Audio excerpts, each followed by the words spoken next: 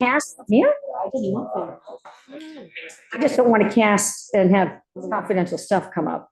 And how are your kids with it? Jonathan, I'm sending it to you now. We bring her dinner, each of us gets something for the dinner. She gives me one thing to say thank you, and I'm like, okay, you're not supposed to do anything like that, we're just supposed to be bringing you something. Yeah, we're good. But she looked good, you know? Come on, Travis. The Wednesday, September 11th, 2024 meeting of the school committee. I will call to order, and can we all please stand for the Pledge of Allegiance? Pledge allegiance to the flag of the United States of America and to the republic for which it stands, one nation, under God, indivisible, with liberty and justice for all. And if we could have a moment of silence, of course, we know what today is, 23 years ago, the terrorist attacks on trade centers. And then we also have a student within the Portsmouth community that passed away after a long battle with an illness. So our thoughts and prayers are with the family members of all those that have lost loved ones.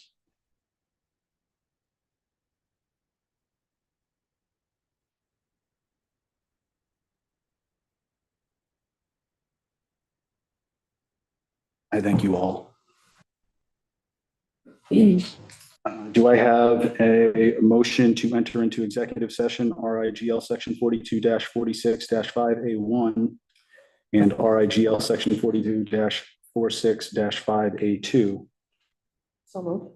Second. We will vote via roll call, Jennifer. Travis Audi, Aye. Hannah Ayotte, Aye. Megan Gonzalez, Aye. Susan Kinane, Aye. Mike Rocha. Excellent. Jonathan, thank you. Welcome to executive session. I know there are two action items on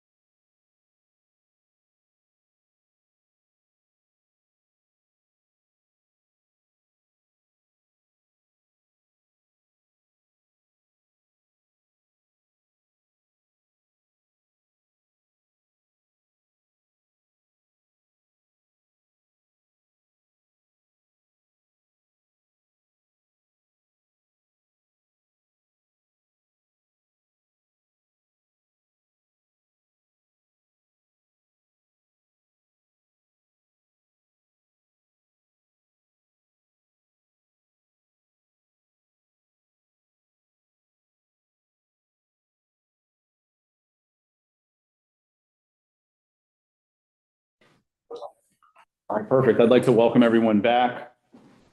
And we'll reconvene here in open session. I just want to make the notification that no votes were taken in executive session, and I will consider a motion to seal the minutes of executive session. So moved.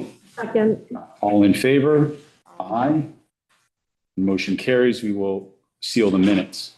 I'll wait for Ms. Shu to get back here before we approve the consent agenda. She was present at the last meeting.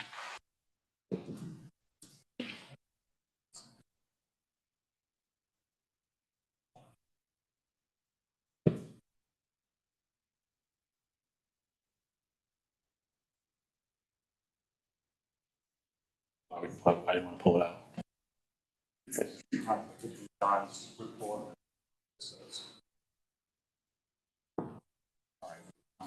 It's a rolling question. All right, so go ahead, make your motion to pull out. Remove 4.4 from consent. Second. All in favor to remove 4.4 from the consent agenda?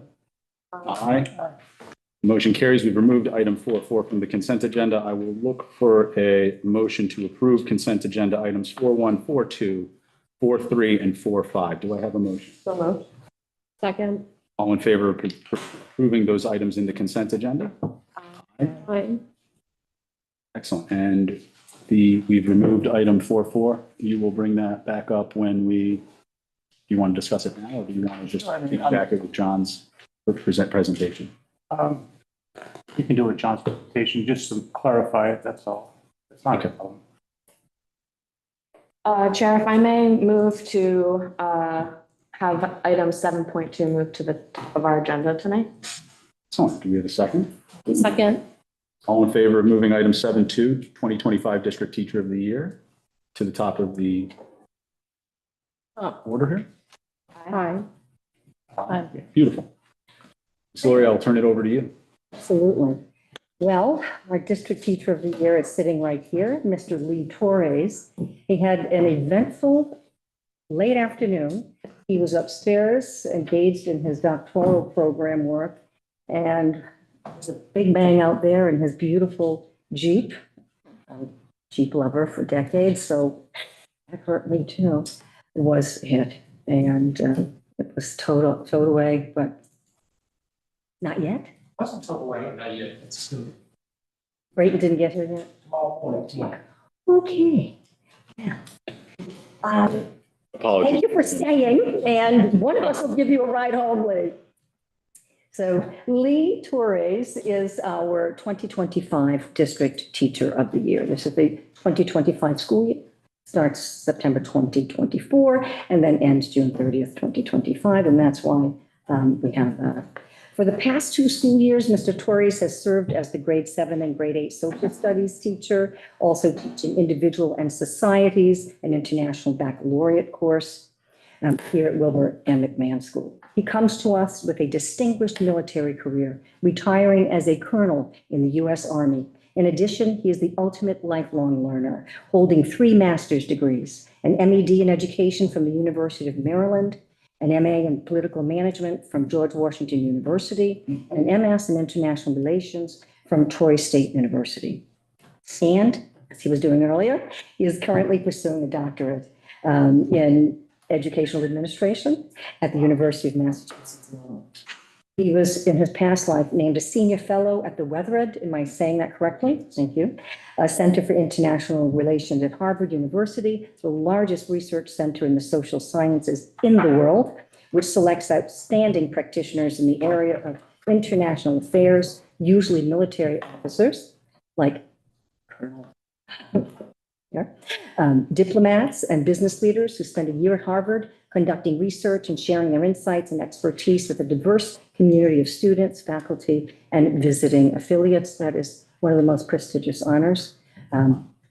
Congratulations. This is an amazing CV, and that's why he's on staff.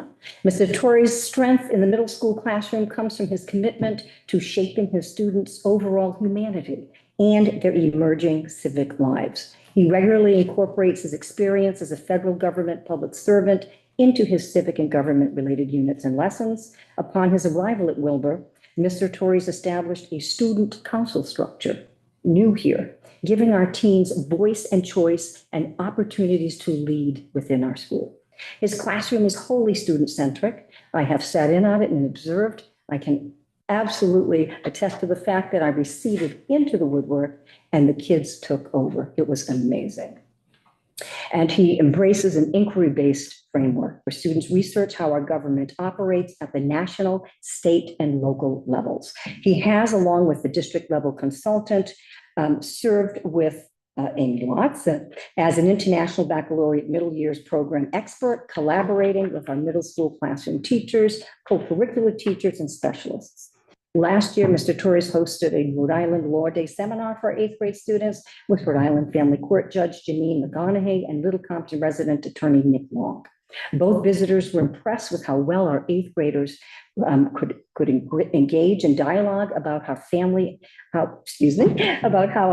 and trial court systems operate, the fundamental rights of citizens, and more importantly, what some of the essential civic duties of American citizens are. This past spring, he invited to campus Little Compton Town Council President Bob Mushin, who shared his vast experience and knowledge with our eighth grade class as part of the Civics and Government Unit, wherein students were learning about how the branches of government work, along with the checks and balances put into place to keep the balance of power steady. At a recent town gathering, Mr. Mushin shared with me how impressed he was with the depth of our students' preparation for the day's discussion and their maturity as young scholars. At this time, I would like us all to stand and with a round of applause for Mr. Lee Torres.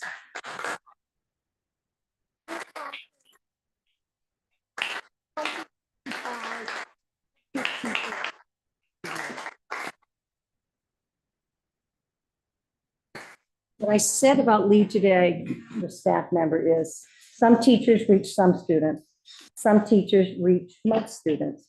And there are very few teachers, and we have a load here in this building, who reach all students. And Mr. Lee Torres is one of those. And so I've handed out invitations to each of you, school committee members. It is something that I attend every year. A week from this Saturday, September 21st. If you've never been to Waterfire, you must go. I've even done the gondola ride. I'm all in. He will be feted along with every district in the state's district teacher of the year. And his family and his superintendent are invited to a wonderful reception. And it's all student made from all the CTE programs, the culinary programs throughout the state, the most elevated food you can imagine. So we will be gorging ourselves.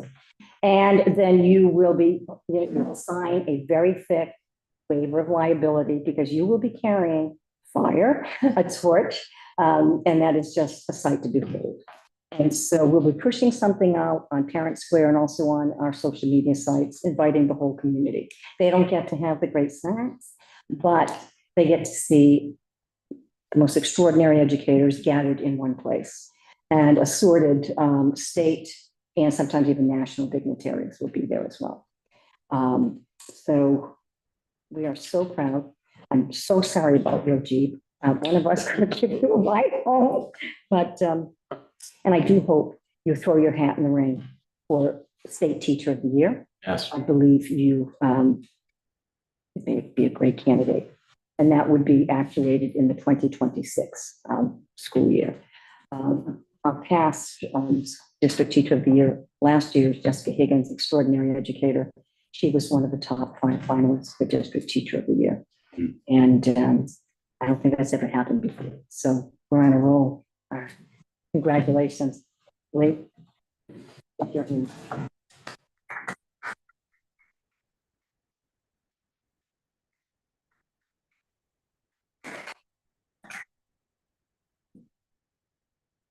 Any members of the committee, comments for Mr. Torres, administration? Just congratulations, well deserved. I know my kiddos really enjoyed your class. All the best. I do want to say something for Lee. Please. Take care of some automobile matters. He was also at Pentagon on 9/11. Yes. And actually was in the area, I'd say in the area, that's where his office was, but as he said, was moved because they were doing some renovations. So he was on the other side of the building that day. He does carry that. He's showing the kids today a piece of the Pentagon that was given to him by his superior in June of 2002. Thank you for your service.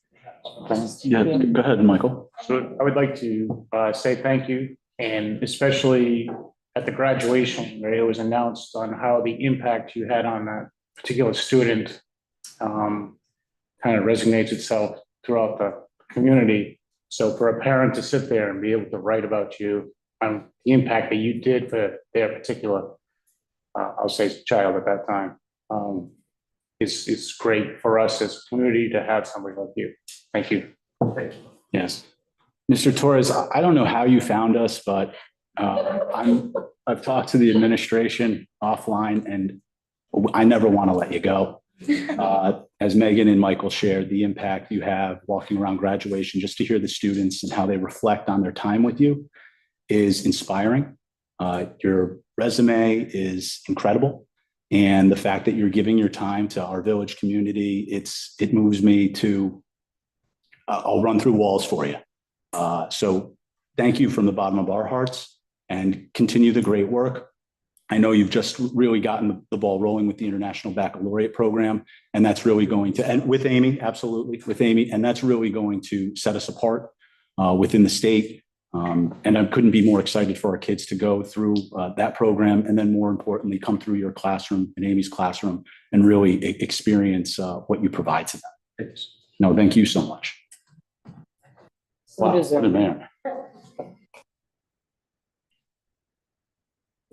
Excellent. Yeah, we'll go to item 5. Oh.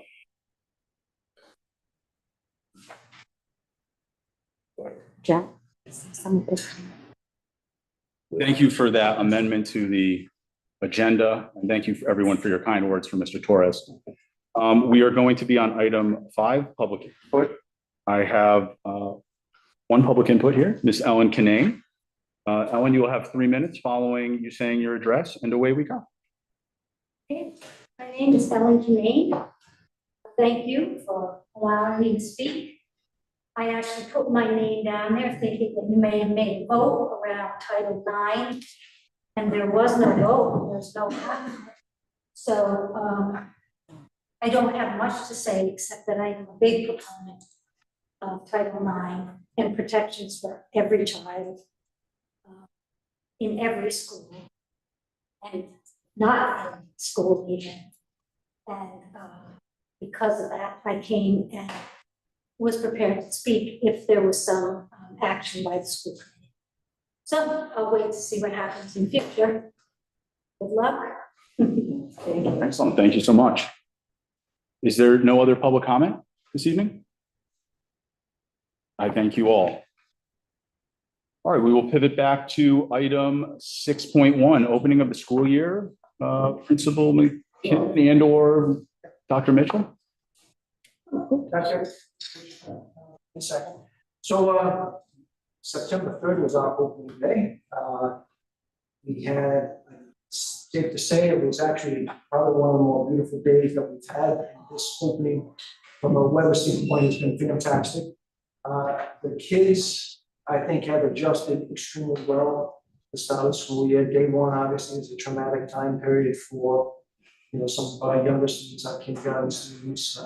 There were a few tears being shed by some of our kindergarten students, more shed by some of our teachers as the school year starts. But it was a great start to the school year so far. We're only day 6. Again, we've been lucky. The kids have been able to get outside, morning and afternoon, and really enjoy the beautiful sunshine that we've had. And from a principal standpoint, good news is good news. It's been very eventful, and that's a good thing in a lot of ways. I also have to say, as Lee was here earlier, one of the big shifts we've had in our middle years program As you know, we've had a renowned science fair that's always taken place every year. And we've shifted a little bit because of the time that's associated with that to the community project, which, you know, as Amy and we have found out the last couple of years, it's kind of been a rush session to get the community project in. Well, we've built it into our schedule. Students meet every Wednesday, 8th grade students meet every Wednesday with Mr. Torres, our community project coordinator, and some of our mentors. And they're in that process right now, into day 2 of that community project. But it is a shift. Miss Brazil has run a science fair certainly since she's been there. I don't know the ballpark, and say about 8 years, and they've done a tremendous job. And you know, we've moved more towards the community project, which is part of the IB culminating project. So other than that, we've done a great start this year. Excellent. Great to hear. Great to hear.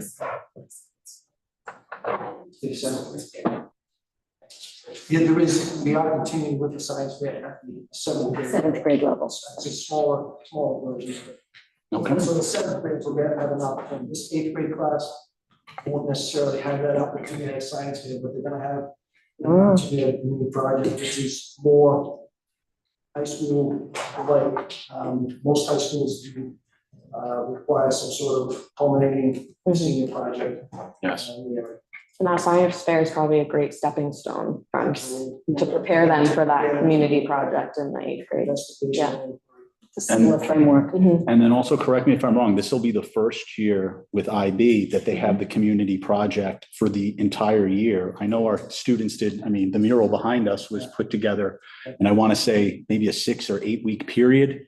That was probably put together even shorter than that. Yeah. I think the community project itself, it was probably, I think we started March 1st. Yeah.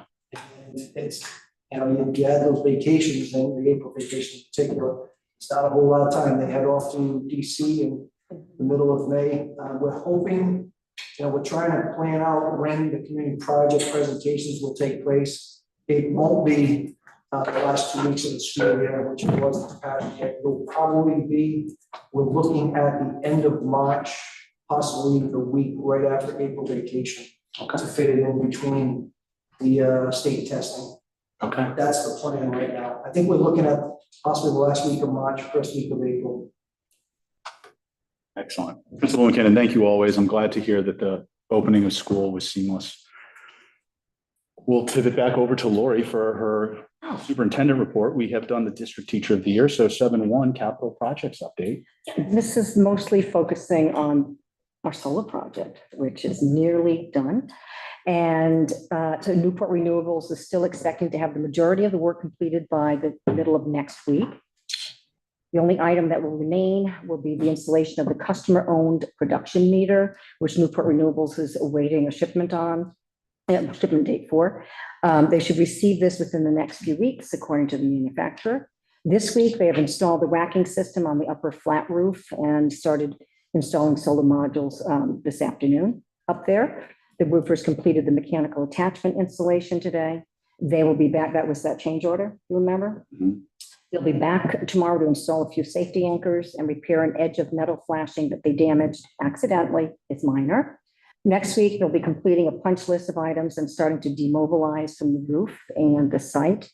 They have a lot of equipment here in the back. They expect to have the final inspections completed next week, starting with electrical. Once the electrical is complete, once the electrical inspection has passed, they will be able to submit completion paperwork to the utility so that the meter setting process can begin within 10 to 15 days. Rhode Island Energy, the utility, formerly, what was it? National Grid in Rhode Island, Massachusetts. So formerly National Grid. They will get the approval and the completion of the package. The net meter will be installed by our IE, or Island Energy. Authority to interconnect is typically granted within a few days of the meter being set, meaning we would be looking to turn the system on in early October. Wow. At that time, they will provide training to our staff on the operation of the system and the monitoring system as well. And they did send us a few progress photos. So I've gone from 0 to 90 in terms of solar project literacy, that's for sure. Sue Flanagan sent that to me today. And that is that membrane that needed to be reinforced, et cetera, and change order. And let's see, another one. Should be quite a few in this. What are we looking at? Okay, that was where they mapped out all of the, all of the electrical pieces, all of the metering and so forth, and that's up there. Oh, and so that was the diagram, and there it is. How cool is that? I'm going. And with our electrical bills, our electric bills go way up there. I would say 9,000 a month, Mr. McNamee. This needed to happen. And with town support, this was a town-initiated project, not a school-initiated project. And so I think we are the test subject here, the guinea pigs. We're pretty excited about it. Another piece, I just want to give a quick update. And this hasn't been pushed out to the public yet, but we did receive a $75,000 grant from the school business, school building, authority. And it's called Get the Foam Out. And it's all about recycling and food waste diversion, composting, all that good stuff. And when it came across my desk, I did ask those who were in the cafeteria for their best ideas. And two staff members, Michael Ayotte and Amy McLean, who run our sort of green team, our recycling team with the kids, said, kids have done recycling and pouring and separating labels and all this. Their fingers, their hands are filthy. They're going to class, sort of smelly. Could you get some hand washing stations, maybe some sinks in the cafeteria? And so I did some research and I came up with, it's not done yet, that's our cafeteria. Kids will put their little hands in there and the water will, swish around and wash their hands. And then they just go to those custom done accelerator hand dryers. I did research, I got them without the heat, so the little children's skin would be okay. So we still have to box in some of the plumbing down there, some copper tubing and all that is, and a lot of the electrical things. So that went in, I guess over the past few weeks. And so it is nice to see a brilliant idea that Amy McLean and Michael Ayotte came up with, and to actuate it, they were thinking sinks. And I was thinking, oh no, let's get the next new thing. And there it is. And so the grant pays for everything. It pays for the labor, it pays for the units. It's also, we're getting a commercial dishwasher, a Hobart, and that is on order. That should be in soon. There has no commercial dishwasher. So Rido comes down all the time to test out water temperature and so forth. And it's not the best deal. So we've also put in a Vulcan range last spring in the cafeteria that was without a range since the last renovation. So that was also 100% grant funded. So grants have brought in at least maybe $110,000 to our cafeteria in the past year. So that is, we're pretty excited. We can't wait, to get in there. And they're low, so the hand dryers are low and the little washers are low. And I cannot thank our local contractors, Madden Electric and Secana Plumbing. I don't know, we would not have been able to do it without them. They just fit us in. Anyway, so and the school business authority, school building authority, that was pretty darn good. So if there's a grant out there, we're going after it. We're doing a lot of upgrades to the building. We're either getting reimbursement or out and out grant funds with no strings attached. So we want to be really good stewards, as we always say, of this beautiful building that's used a lot. So, and that's it, just a quick one. Excellent work, Lori. Excellent work. I'm assuming by the next meeting, we'll have another solar update, but it sounds like everything's going along nicely. And well, I mean, they're waiting for that one piece for the metering system. And 2 weeks maybe. So they're looking at in October. Light up the grid. Beautiful. Beautiful. We'll have 0 electric bill. Trying to get you before the bell tolls. It's been a lot of work. Newport Renewables is so complicated, but it's been enjoyable being a partner with them. Excellent. Thank you, Lori. We'll pivot over to Mr. McNamee in the finance report. It is, I just want to update last month's report. I'm showing a 61,962 surplus for FY24. Fortunately, there are 3 bills for transportation that just came this afternoon. It's about 25,000 or so, so that's going to be reduced. We'll be probably closer to about 35,000. I think some of these bills were going emailed to Heather, and upon her departure, I didn't get to me, so we'll have those coming in, but I think that should be about it. So we should be looking at a surplus for the current year of about 35,000. At the last meeting, we talked about the capital reserve fund, and on the last page of my report, for 24, we're looking at revenues about 300,000, which was a transfer that we made from the general fund. And we have 419,000 in expenditures, basically for the art room, gymnatorium, some progress payments on the solar panel installation, and a small charge for the kitchen upgrade, which was the stove installation. So that shows a deficit of 119,304. We started with an accumulated surplus in that account of 288. So we'll end the year with an accumulated fund balance of approximately 169,000. So as we move into next year, we're going to have housing aid that we're going to be getting on the art room, the gymnatorium, and some of the solar. We're going to, at the financial town meeting last year, the town had approved 185,000 for the solar. So we'll be getting those funds. I've got to get a letter over to Tony Texera, the town administrator. And the 55,000 was the match for the Van Buren grant, which was like, what, 3 years ago? 6 years ago. No, wasn't that? Yeah, well, actuated in 2020. All right, So it was 3 years ago. So at 50, all good. that 55 will be coming in as well too. So we'll show that as income next year. The 75,000, which is the state grant on the solar. So once the solar is installed, that money should be coming in. The only thing that's not in the revenue side would be the investment credit, which is the 30%, which is the federal, is 30% of the project. Now that a tax return has to be filed.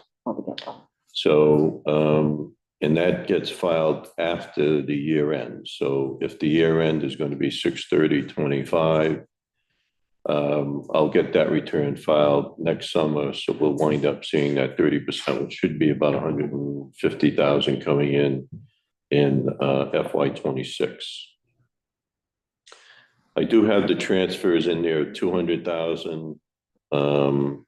We'll have to discuss that going forward once the numbers are audited. We'll look at what we decide we want to transfer from the general fund. Right now, the general fund is showing with the existing $300,000 transfer.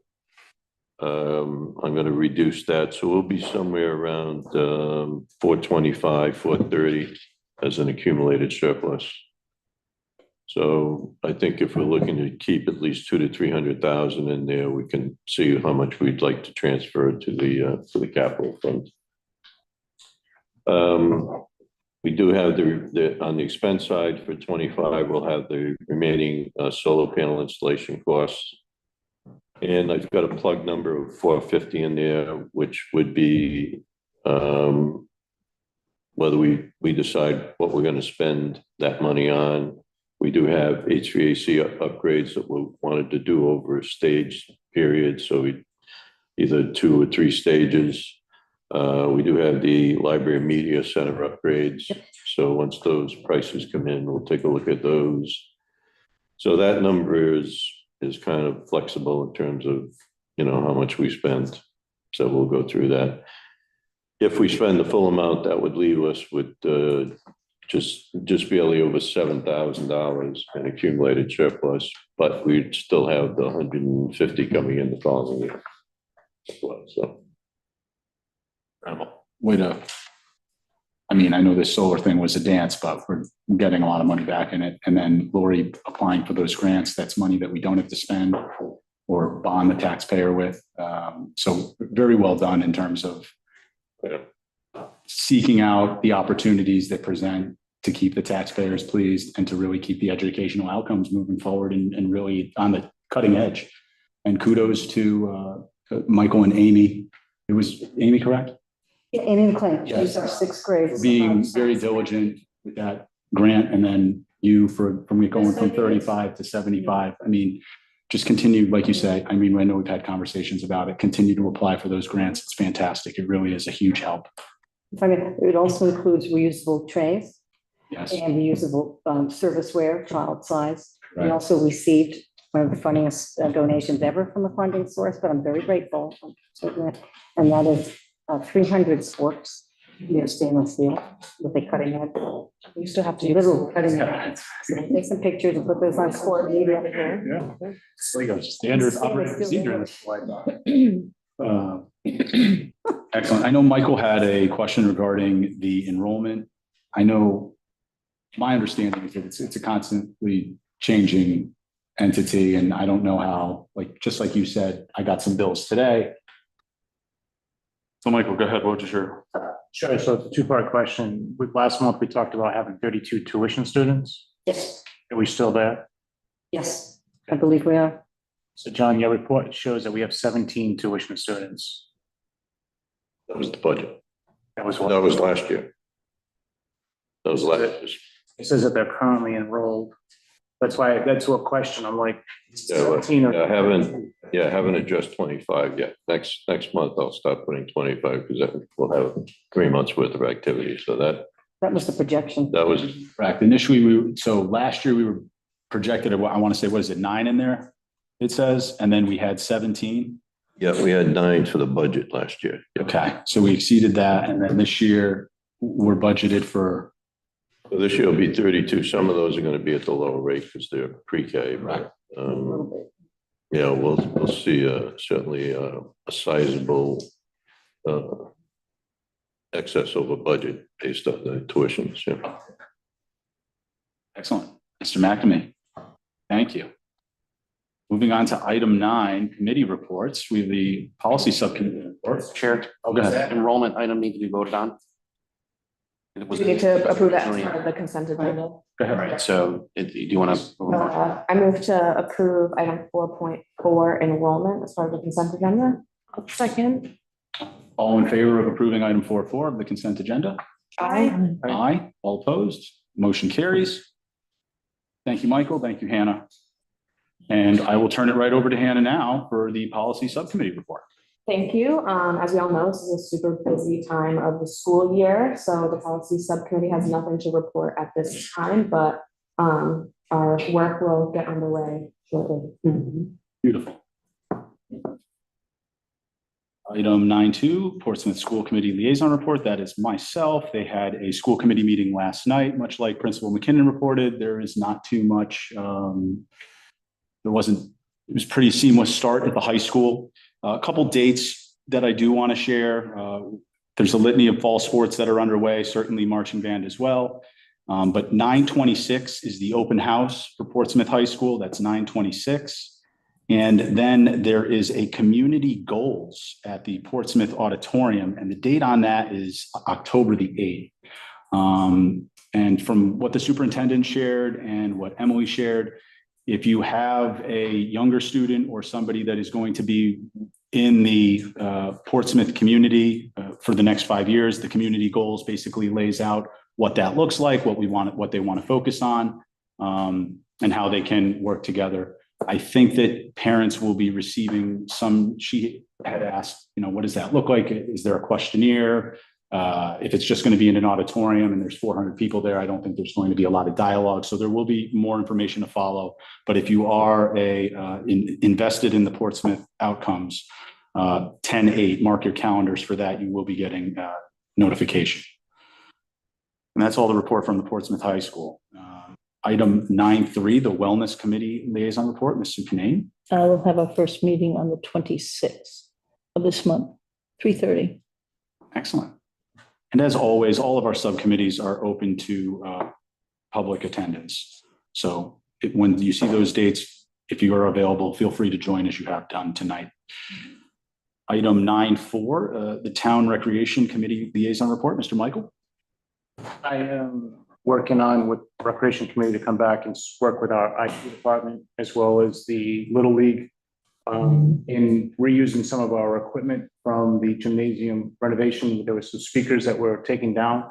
I hope to reuse them outside for Little League on the Little League concession stand so that they can have a PA system out there when they're using it for games. So we're hoping to collaborate between Little League, school, and recreation.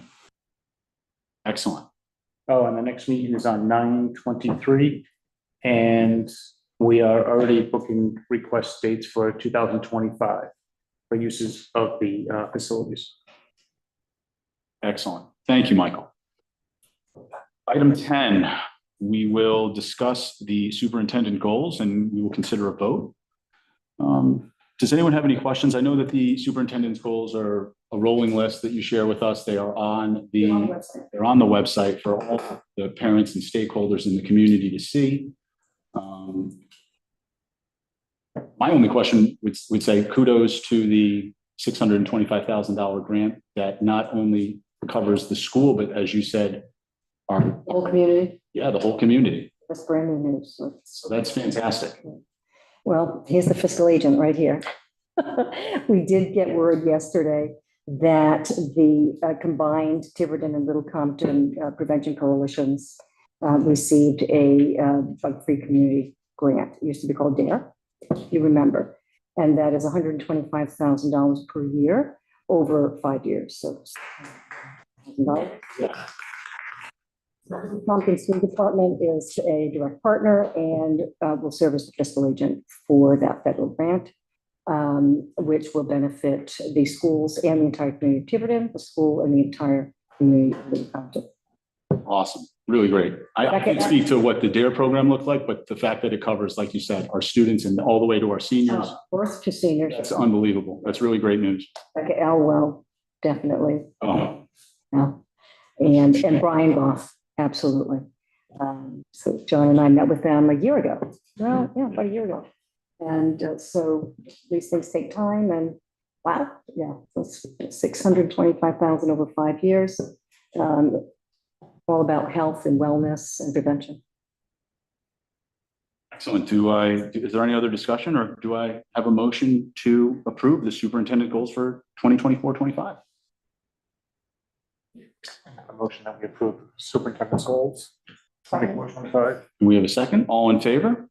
Aye. Awesome. The motion carries. Thank you, everyone. And finally, item 10.2, are there any school committee member requests of information of administration or legal counsel? I do. Go ahead, Michael. We had talked about reviewing what our tuition rate was. I was going to bring that up, Correct. and I'd like to see that on an agenda so we can have that conversation.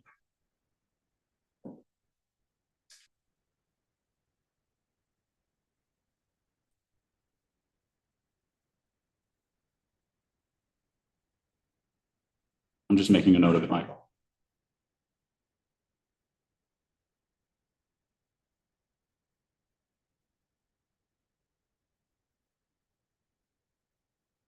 Excellent. Other than that, I will consider a motion to adjourn. Do I have a motion? Second. All in favor? Aye. Thank you all for your time. Thank you for coming out tonight. Public, appreciate your commitment to education and the outcome.